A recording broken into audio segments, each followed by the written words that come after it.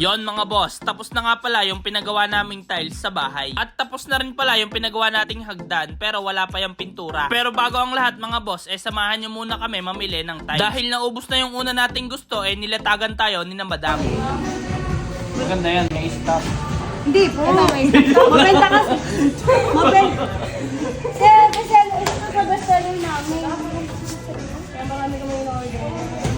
At yon mga boss, yun daw yung bestseller nila, kaya nagpabudol na naman tayo kay ate. Kaya pa oo na lang ako dyan sa Gedli, diba? Pero una pa lang mga boss, maalin na sa dalawang to yung gusto namin. Pero siguro dito talaga tayo itinadhana. Yan, sa guhit-guhit na yan. Pero ito, bago nilang labas. At ang isa pa sa kinagandahan sa John and Carl mga boss, kapag umorder kayo ng umaga hanggang tanghali, pwede pa nila i-deliver sa hapon. At kung gusto nyo naman malaman kung magkano nagastos natin dito, tapusin nyo hanggang dulo. Iisa-isahin ko yung mga pinamili namin. Yung 60 by 60 na tiles sa salas po. Tapos yung 30 by 30 sa laundry. Pero kala ko tiles yung binili namin, kasama pala to sa tiles.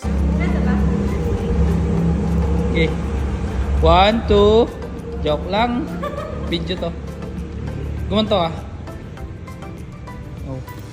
At yon mga boss, tuwang-tuwa na naman si madam kasi hindi na daw siya magbubuhat kapag maglilipat ng paso. Hay nako. Pero mga boss, ang compute po namin dito salas, lababo, tsaka laundry. Tapos may freebies na hagdan sa labas. Ang kuha ko pala sa Pacquiao mga boss 27k. Dry pack nga pala yung tawag sa ginagawa nila. Tapos may adhesive sa ilalim ng semento at may adhesive din sa may tiles. Basta kung naintindihan nyo, yun na yun. Pero kung hindi nyo po naintindihan, ipapakita ko po sa inyo. Una, binasa po niya yung sahig tapos nilagyan ng adhesive. Pagkatapos malagyan ng adhesive, nilagyan na po ng dry pack. Ang dry pack naman mga boss, buhangin tapos semento. Pero syempre mga boss, gusto ko po 0-0 yung sa tiles para soya. Ganito nga pala yung ginawa ni kuya. Pero siguro mahigit 100 pokpok bago niya napatuga yan. Medyo napakapal kasi ata yung lagay niya at kita nyo naman yung tumaga sa Gedli. Pero soyang soya na mga boss. Ganito po yung gusto ko, sadyang 0-0 para detalyado. Oh shit. Yung nagamit ko palang semento dito mga boss, parang 30 pieces. Ang adhesive naman parang 15 pieces. Nung una ko kasing bili mga boss sa lababo. Yung nagastos pala namin sa lababo mga boss 22,937,000. Pero kasama na po sa compute ko yung mga isang truck ng buhangin tsaka mga tubo. Basta etc. Yung bili naman namin dyan sa 30 by 30 85 isa. 35 pieces lang naman yan. Pero mga boss, yung huli namin binili para sa sala 43,465 pesos. Tapos may pahabol pang semento at hollow blocks. Ang presyo ay 4,850. Ang total pala lahat mga boss ay 98,204 pesos. Kaya kasi tayo nagpahabol ng hollow blocks at semento nagpagawa tayo ng hagdan sa labas. Yun lang mga boss. Cheers!